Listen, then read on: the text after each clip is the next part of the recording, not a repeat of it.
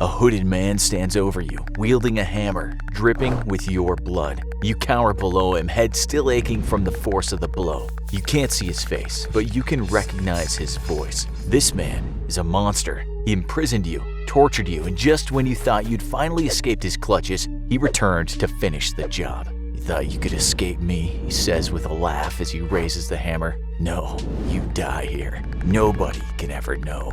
But before he can bring the hammer down and end your short life, there's a rustling upstairs. It's your foster family. They've finally returned. When your hooded attacker hears them coming, he bolts, disappearing like a candle in the night. You breathe a sigh of relief, having staved off death for another day. But part of you knows you haven't seen the last of him. Part of you knows you never will. And worse still, when your foster family finally finds you, they see your wound and you tell them your tale, none of them believe you. But you know he's out there, the hooded man who once imprisoned you, the hooded man who wants you dead. Imagine waking up with no memory of who you are. One day, every detail of your life is lost to you and you can't even remember your own name. All you know is that you spent your whole childhood imprisoned against your will. And if that's not bad enough, imagine you also have a number of assassins hunting you, only you can't remember why. Now this all sounds like it could easily be a plot of the new John Wick-style hitman action movie, but these events actually occurred during the life of one of the most enigmatic men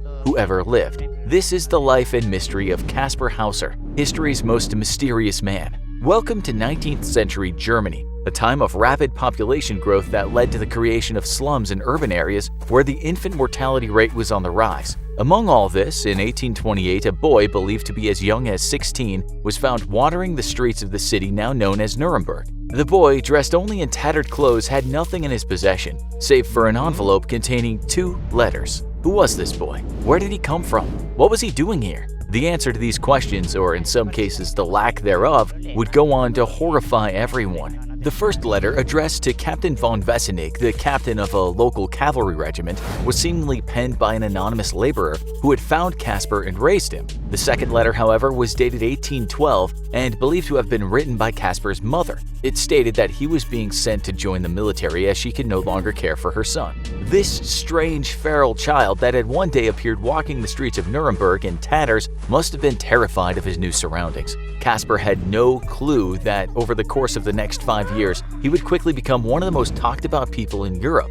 At first glance, Casper appeared to be nothing more than a common orphan or a street urchin. Though appearances can be deceptive, he was initially unable to communicate verbally. His eyes, being unused to the sunlight, were reddish, and his feet were badly blistered from a long and agonizing walk. All these new and frightening sensations, pain, sunlight, exhaustion, must have terrified the teenage boy. Despite being a teenager, Casper seemed to be a total stranger to the rest of the world around him. He was detained for being a vagrant and brought before the local authorities. While they tried to figure out exactly what to do with the boy, they noted that he only appeared to have very little ability to communicate. The phrases that he could say, "don't know," and "I want to be a rider like my father," were all he could use to express himself. Even when he tried to let the guards know he was thirsty, he seemed to only be able to write his name and couldn't describe where he'd come from or what had happened to him. His behavior was noted as being very abnormal. Casper had no knowledge of how to eat using proper manners and would only consume bread and water.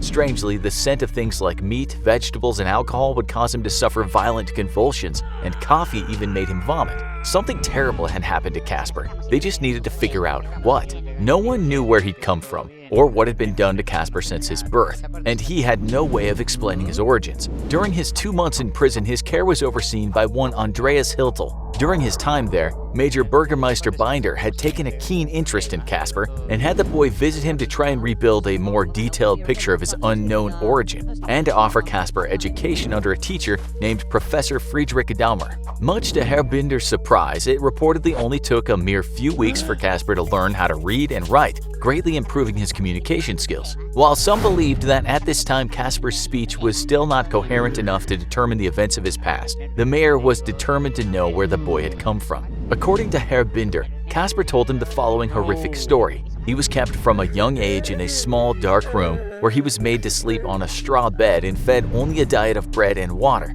The only other human being young Casper had any interaction with was a stranger, an unnamed man who would leave bread next to Casper as he slept. Occasionally, the man would also give the boy water that tasted bitter and, according to Casper, made him sleep for much longer than normal.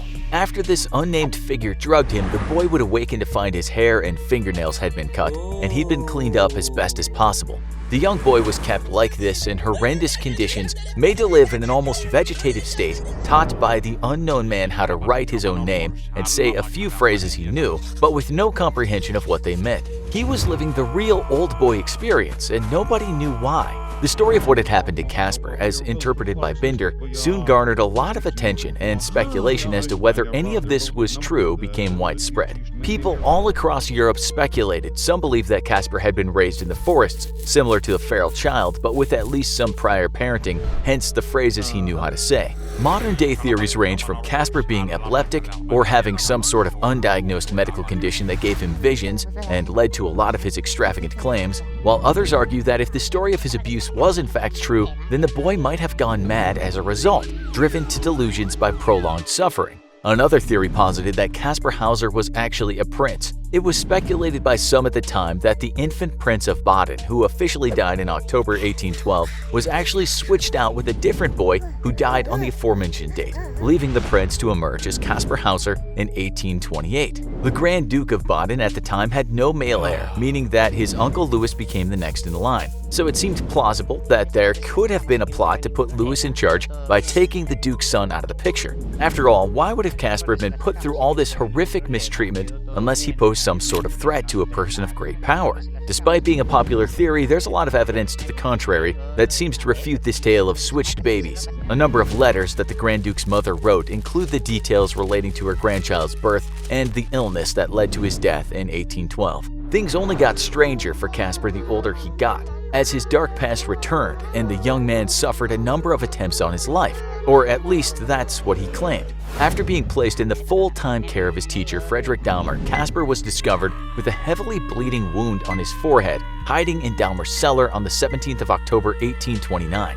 when he was either 17 or 18. According to the boy, a hooded man had broken into the house and attacked him, telling Casper, "You still have to die ere you leave the city of Nuremberg." He was understandably shaken up by the ordeal, especially as Hauser also claimed that he recognized the assailant's voice as belonging to the man who had held him captive. As much as this story seemed to fuel the Prince of Baden theory that surrounded him, some think it's possible that his head injury was self-inflicted and done so that Casper could garner sympathy after a recent argument he and Dahmer had. The professor had told Casper that he thought the boy was a liar. One thing no one could refute about Kaspar Hauser: most of the stories he told of his life were undeniably exaggerated. Even the story about spending his early years in captivity seemed to have plenty of holes in it. For one thing, if he'd spent so much time living without light, he would have suffered from a disease known as rickets. This occurs when the body doesn't receive enough vitamin D, which we naturally absorb from sunlight and causes the bones to soften.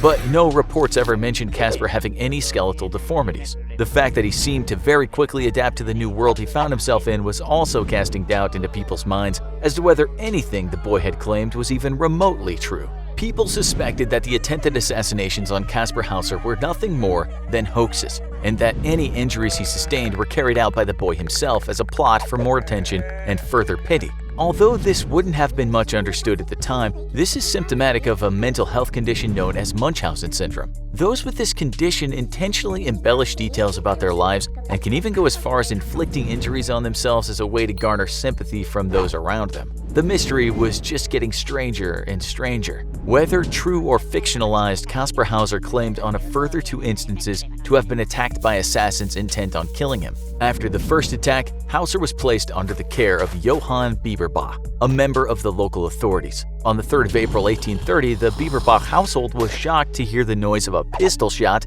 coming from Casper's bedroom. Hauser was once again found with a bleeding wound to the head. He claimed that an unseen assailant no one else noticed had shot him, but when pressed for details, Casper said he could provide no details of his latest attacker. Was it the hooded man returning again to silence his extremely talkative victim? Casper later changed his story, claiming that he'd accidentally knocked a pistol that was displayed on the wall down, causing an accidental shot that led to his injury. Much like the previous assassination attempt, this incident followed a similar argument wherein Casper was accused of lying. Perhaps the harshest review of Hauser's character was given by Mr. Bieberbach, who called the young man full of vanity and spite. The authorities decided to move Hauser once again, and in May 1830 he was transferred to the house of one Baron von Tuchar. The Baron would also go on to make several complaints about Kaspar Hauser's tall tales. The tallest of tales would come in December of 1833 when, now at 21, Hauser came home with another heavily bleeding wound, this time in his chest. His story was that a stranger lured him into the Ansbach court garden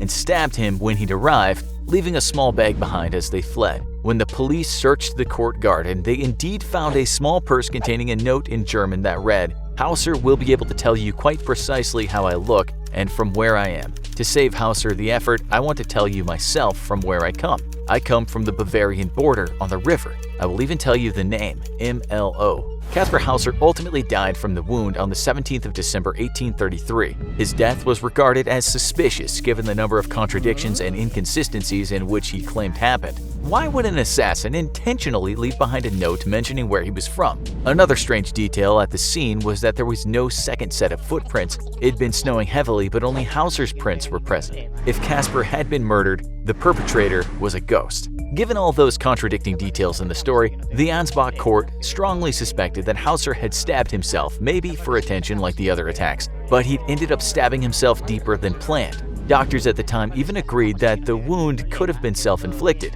As for the note, it became widely believed that Hauser had just written it himself in a ploy to create more public interest in his story. As it turned out, it worked, but he didn't survive to see it. No one knows for certain if Kaspar Hauser lied throughout his life, but there were so many contrivances in the accounts of many of the events that he experienced, especially the attempted assassinations, that just didn't seem to add up. In fact, the entire mystery that surrounded Casper was probably thought up by Hauser himself, either as a way of attracting attention or as a result of severe mental illness. We may never know. All we know is that ultimately, the strange enigmatic boy who wandered the streets of Nuremberg won in the end, as his true identity is still debated to this day. Now go watch Man Lives 19 Years in the Airport or Most Shocking Unsolved Mysteries in the World for more spine-chilling mysteries.